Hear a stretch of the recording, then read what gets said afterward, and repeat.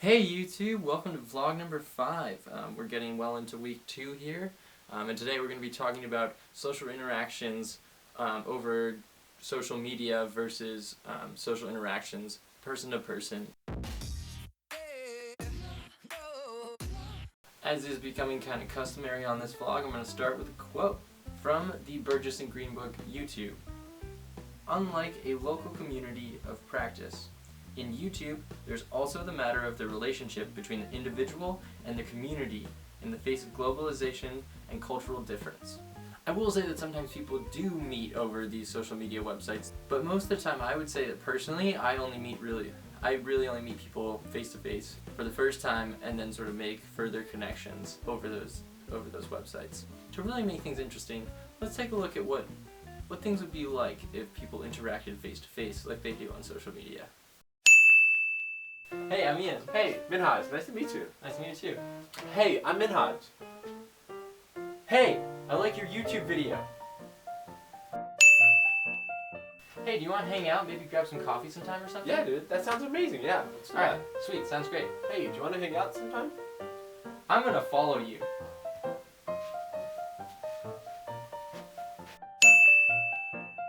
Hey, did you catch the game last night? Yeah, I did. It was a crazy ending, right? Right, the Packers won by 3 points. Yo, what did you think of the game last night? First comment. Oh wait, dang it. You're lame. Get a life.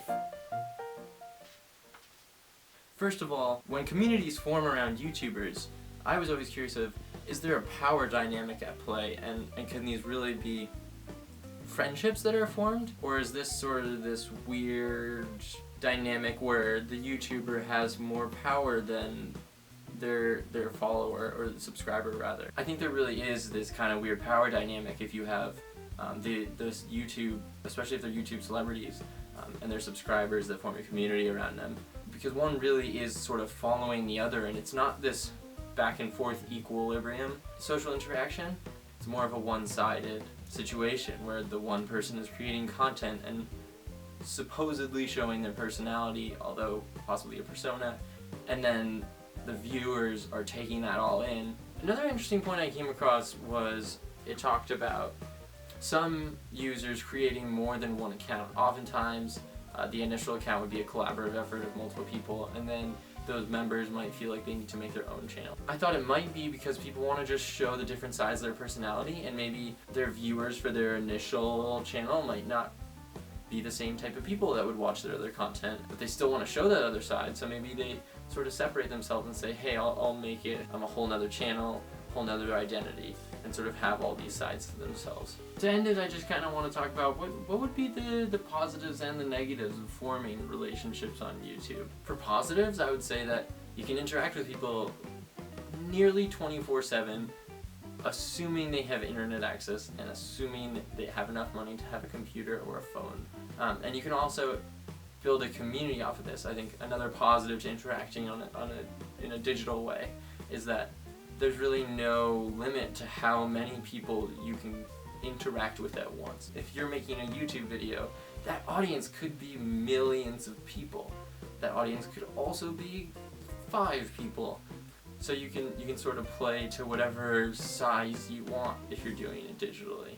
For negatives, I would say there is a distance, or at least personally I would find that there's a distance. People, even if they're not intentionally putting up a persona, people act differently on websites than they do in person. In a way, it's almost like when you're speaking a different language. I've heard someone say to me that when you learn a different language, you almost become somewhat of a new person. You're still you, obviously, but like the way that you interact with that language is so different than the way you interact with your native language, that you come across differently to people. And I would say that same thing applies to digital media in general. Video making is a whole new language. The way you interact with that medium will be perceived so differently than the way that you interact with people. Well, I think that's it for vlog number 5. I hope you enjoyed it. I think this was a particularly interesting topic. I think social interactions on digital media is fascinating. Thanks for watching, guys, and I will see you next time. Thanks, guys.